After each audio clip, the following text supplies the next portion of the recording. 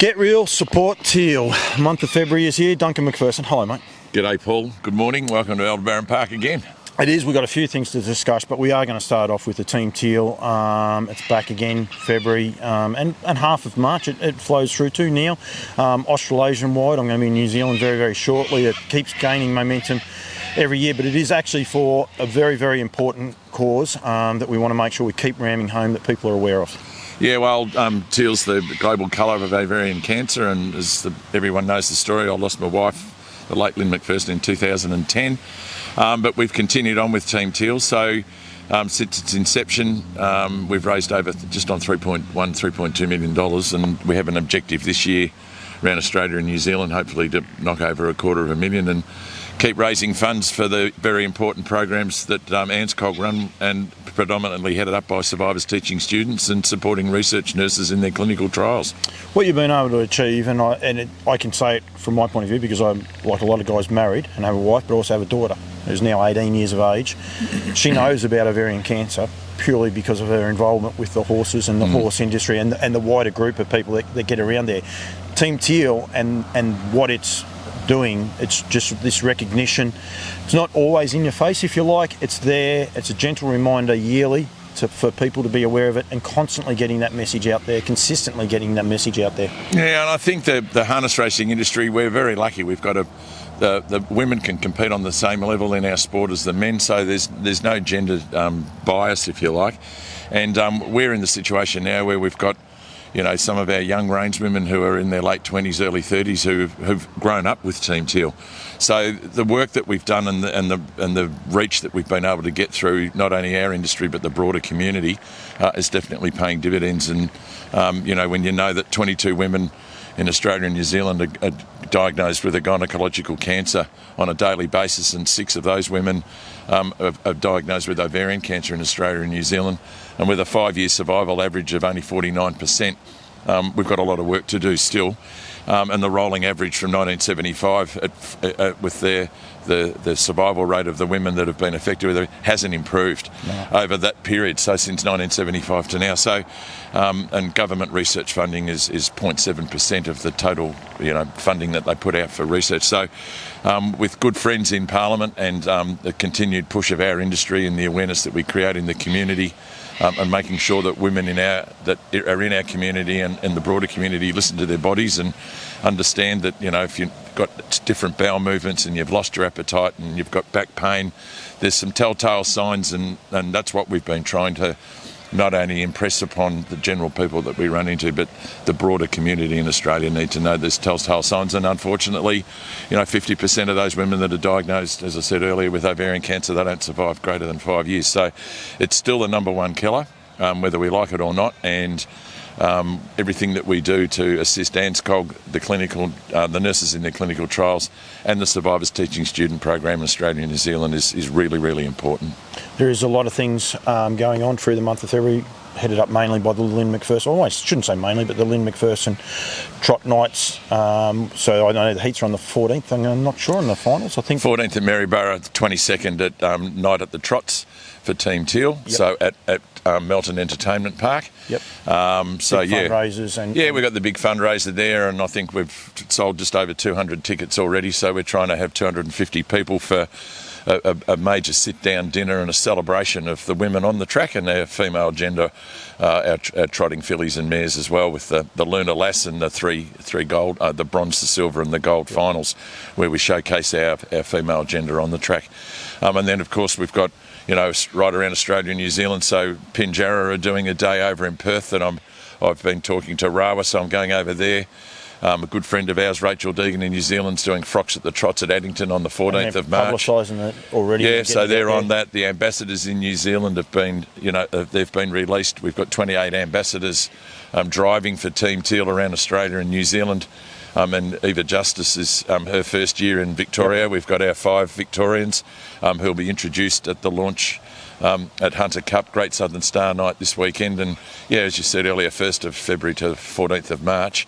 and hopefully we can eclipse the 400 plus winners that the women drove around Australia and New Zealand last year. It flows on down to Tasmania. I think Yes, that's absolutely. one of the reasons why it goes to the 14th of March, because they have that meeting that's last weekend, isn't it, of that? So Yeah, we picked that up. yeah, Board Harness Racing Club. I know, John and them. Board have got theirs, Birchip have got theirs. They all bend over backwards to do what they can. Yeah, and I mean it's Anscog and Beck and Jessica up in New South Wales have done a fantastic job behind the scenes, and with the support of Harness Racing Australia, who tabulate all the results for us and send them through on Mondays for us to be able to do our tallies, and Harness Racing Victoria, they've put a lot of effort into it. All the pants have been distributed around Australia, so all the girls are ready to go from the 1st of Feb, and as you said earlier, get real support, Teal, and we're doing our bit and continue to do our bit, and the legacy that my late wife charged me with is 15 years later we're still going. So yeah, 2010,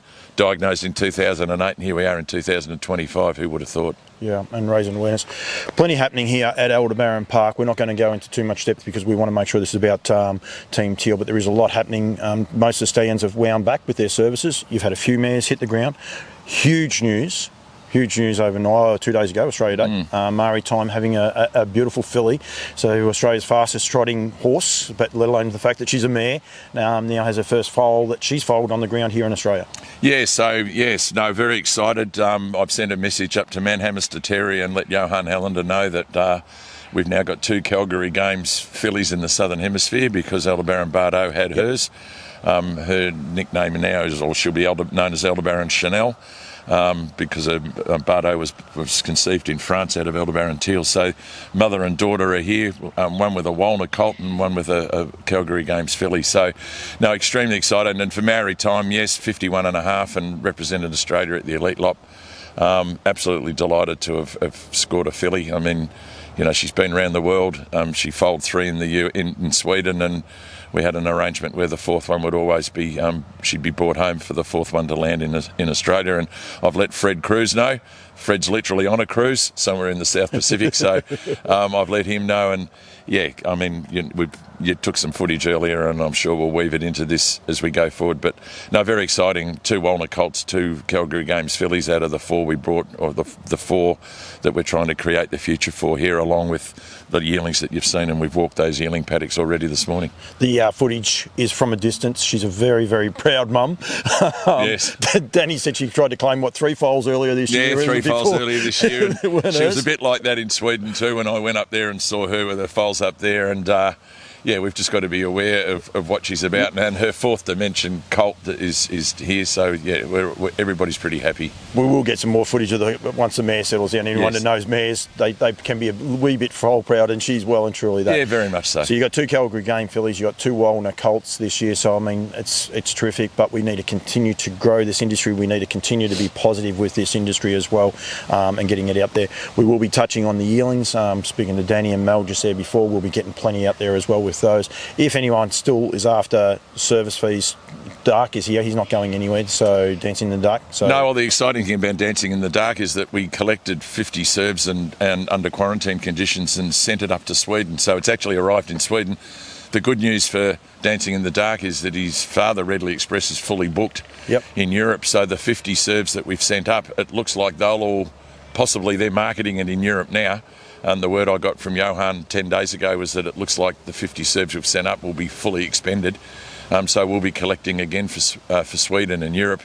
And we've created a first by doing it, and I think the demand is going to be there given the success of his father at Readily Express. So, the future for Aldebaran Park is here, and they may end up leaving Dancing in the Dark down here because we've proven, and without any issue, that we can send up. So if we need to collect 100 serves for Sweden and Europe next year, and that's the mail that Johan gives me, well, then we'll do it for him. So I know that him and the co-owner up there are extremely delighted with the quality of the semen that we've sent.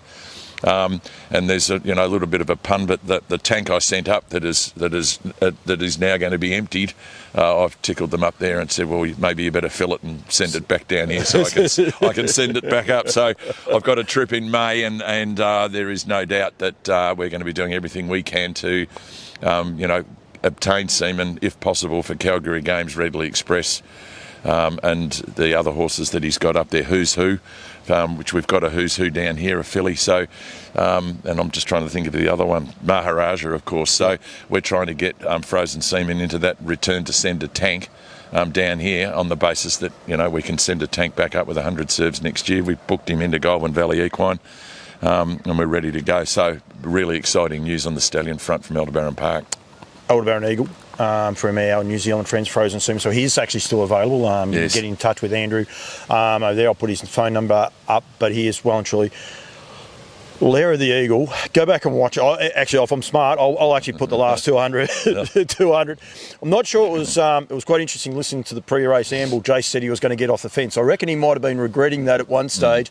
What a phenomenal, this horse, just the speed that this horse is showing now. And this last 200, and I'll have it over the top right now, is just mind-blowing. Well, yet again, Aldebaran Eagles looks as though he's got another quality horse. Yep. I know that there's...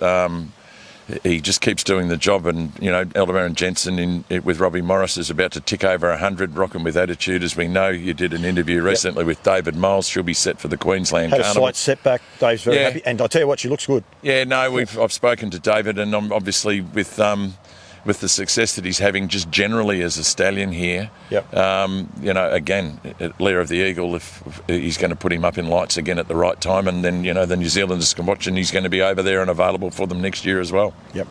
Get real, support Teal. I'll have the details underneath here for the entire month of February through to the 14th of March. Get behind this great cause in any way you can, whether it's donate, get the message out there, sit down with your daughter, sit down with your granddaughter, sit down with someone and just explain what it's all about as well, or showcase what we are actually doing. It's not always about making money, being the person who raises the most funds. It's actually just making sure that people are aware of what it's there for. So get real, support Teal, and get behind it.